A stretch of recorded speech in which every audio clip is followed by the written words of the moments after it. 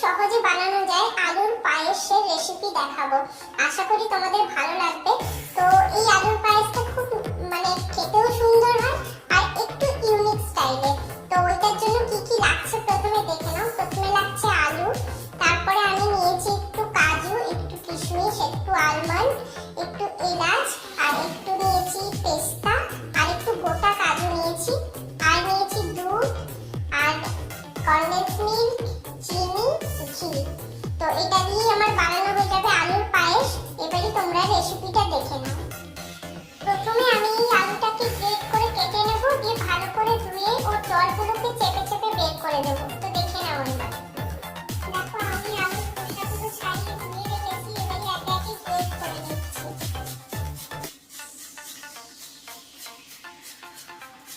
দেখো আমি গ্রেট এইভাবে করছি। তো গ্রেটটা করে নিই, তারপরে তোমাদের দেখাচ্ছি। দেখো আলুটা আমার গ্রেট করা হয়ে গেছে। এবারে এটাকে আমি ভালোভাবে ধুয়ে নেব, ধুয়ে চেপে চেপে ওর জলগুলো বের করে নেব। দেখ আলুটার মধ্যে আমি জল দিয়ে দিয়েছি। এবারে জল থেকে আমি এইভাবে চেপে চেপে বের করে নেব আলুগুলো। যতটা সম্ভব জল চেপে বের করে দিলে ভালো হবে। দেখো এইভাবে আমি বের করে নেব।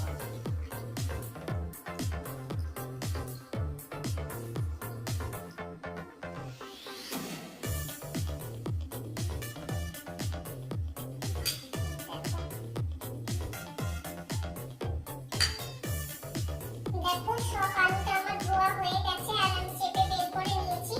এটা আমি 2-3 বার করে ধুয়ে নিয়েছি। এবারে দেখে নাও কেমন করে বানাচ্ছি। প্রথমে শুকনো কড়াইতে আমি কিছুটা কাজু ফ্রাই করে নেব। একটু লাল লাল করে এই কাজুটা ফ্রাই করে নিয়ে আমি মিক্সিতে গুঁড়ো করে নেব। দেখো কাজুটা আমার ফ্রাই করা হয়ে গেছে। এবারে এটাকে আমি একটু ঠান্ডা করে নেব, ঠান্ডা করে মিক্সিতে গুঁড়ো করে নেব। এবার কড়াইতে আমি একটু ঘি দিয়ে দেব।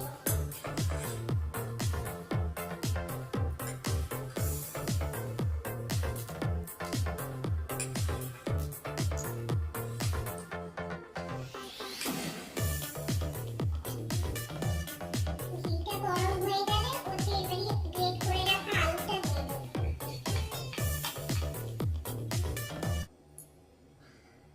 দেখো ঘিটা গরম হয়ে গেছে। এবারে গ্রেট করে রাখা আলুটা আমি দিয়ে দিলাম।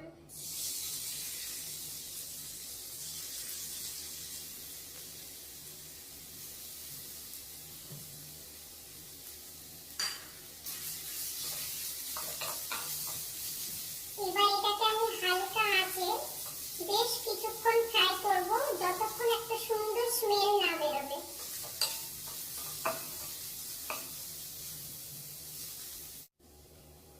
আলুটাকে আমি অল্প আঁচে বেশ কিছুক্ষণ নাড়াচাড়া করে নিয়েছি। আলুর ভেতর থেকে একটা সুন্দর স্মেল এবারে বেরোচ্ছে। এবারে আমি যে দুধটা রেখেছিলাম, এই যে দুধটা, এটা কিন্তু আমি অনেকক্ষণ ধরে জাল দিয়ে ফুটিয়ে রেখেছি সুন্দর করে। এই দুধটা আমি ওর সাথে অ্যাড করে দেব।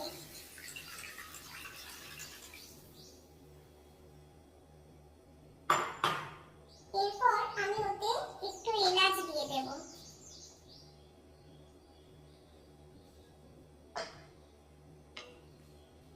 এই ভালো করে এটাকে নাড়াচাড়া করে আমি ফোটার জন্য রেখে দেব।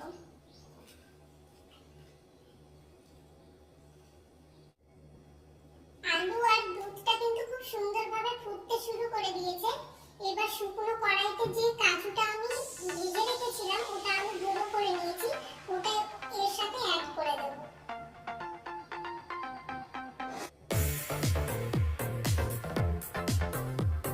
ভালোভাবে মিশিয়ে দেব। দিয়ে এটাকে কিছুক্ষণ ফোটার জন্য ছেড়ে দেব। আর এরকম বারে বারে নাড়াচাড়া করে দেব যাতে বসে না যায়।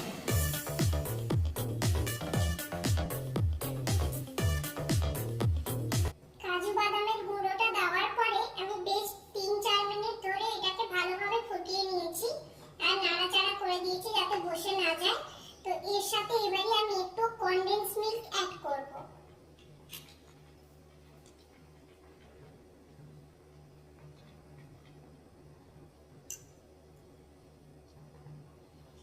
যেহেতু আমি কনডেন্স মিল্ক অ্যাড করলাম ওই জন্য আমাকে চিনির পরিমাণটা খুবই কম দিতে হবে, কারণ কনডেন্স মিল্ক তো এমনিতেই মিষ্টি হয়, তার জন্য আমি চিনিটা খুব অল্প পরিমাণে দেব।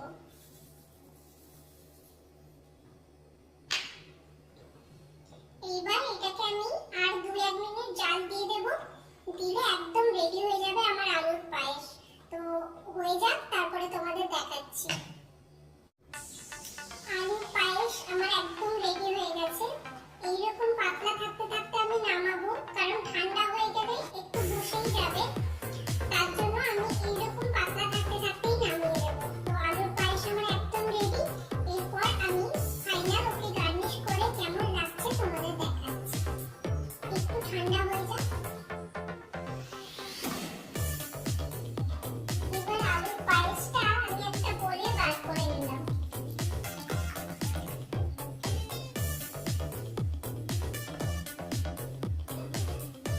এবার এটাকে আমি সুন্দর করে সাজিয়ে দেব।